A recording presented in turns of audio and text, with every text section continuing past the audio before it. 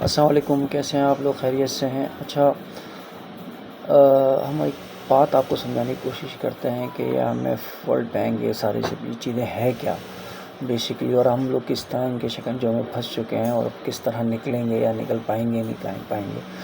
تو لیکن ہمیں اس کے لیے پہلا ہسٹری ہمیں جو ہے نا تلاش کرنی پڑے گی. تو اس کے لیے سب سے پہلے آپ یہ سمجھیں کہ کس زمانے میں وہ جو کالے ہوتے تھے، جو دنیا میں جو آپ کو نظر آتے تھے، اس کو زنجیریں پہنا کے غلامی کرائی جاتی تھی. ڈائریکٹ غلامی جسے کہتے ہیں، وہ انگریز جو تھے اس وقت کا گورا، وہ اس کو جو ہے وہ زنجیر پلا کے اپنے فارم ہاؤس پہ، اپنے سارے کاروباری معاملات میں اس سے غلامی کرواتا تھا ڈائریکٹ.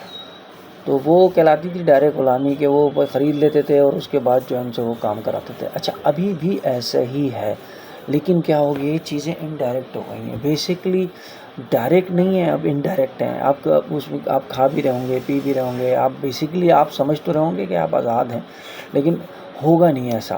اب وہ کیسے؟ وہ ایسے کہ جیسے اب آپ کا 14,200 ارب روپے کا بجٹ ہے، جس میں سے آپ کو 7,500 یا 7,400 ارب روپے جو ہے وہ لون میں دینے ہیں. یعنی محنت آپ لوگوں نے کرنی ہے، سب کچھ آپ نے کرنا ہے. وہ سارا کا سارا اماؤنٹ اٹھ کے وہ IMF اور ورلڈ بینک اور جو بھی دنیا سے کر دیں گے، وہ سارا کا سارا ادھر باہر چلے جانا ہے. یعنی کہنے کا مقصد ہے، آپ دن رات کیوں، آپ فرض کریں آپ جگہ کام کرتے ہیں، باہر جاتے ہیں، کام کرتے ہیں، آپ کرتے ہیں 30,000 روپے فرض کریں آپ 30,000 روپے کا کام کرتے ہیں. وہ 30,000 روپے لے کے جب آپ مارکیٹ کے اندر آتے ہیں تو پتہ چلتا ہے کہ جی وہ اس میں تو ہے 10,000 15,000 آپ کو ٹیکس دینا ہے، جو کہ وہ ان کے پاس ہی چلا جاتا ہے. باقی کچھ آپ کے یہاں پہ مینجمنٹ میں چلانے کے لیے کام آ جاتے ہیں، گورنمنٹ رن کرنے کے لیے. تو کہنے کا مقصد یہ ہے کہ یہ انڈائریکٹ غلامی جو ہے نا، وہ ہم پھنس چکے ہیں اب اس کے اندر. اچھا، اب اس سے نکلیں کیسے؟ اس سے نکالے کون؟ اچھا، اس میں ہمیں پھنسایا کن لوگوں نے؟ اچھا، نکالیں گے کون سے لوگ اس سے؟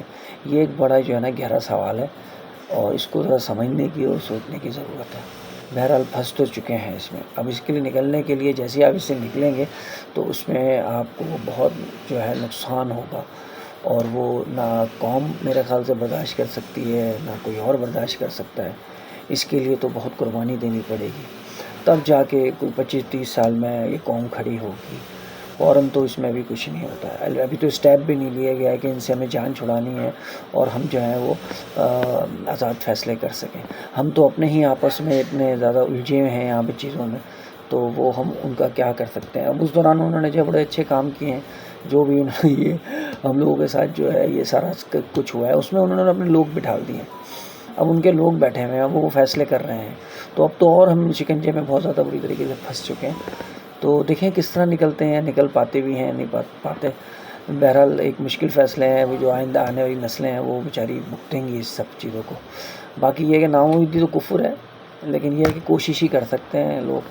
کوشش کریں، اچھے لوگ آ جائیں اور اس کو جو ہے سب چیزوں کو ختم کر کے اور بڑا بولڈ فیصلے لے کے اور چیزوں کو آگے بڑھا دیں. لیکن مشکل لگ رہا ہے، کیونکہ جن لوگوں کا انتخاب کیا گیا ہے اس کام کو جو ہے سر انجام دینے کے لیے، کہ عوام کی اس مہنگائی سے، ان چیزوں سے جان چھڑوائی جائے، پتہ چلا ہے کہ انہی لوگوں نے یہ سب مسلط کیا ہے ہم پہ.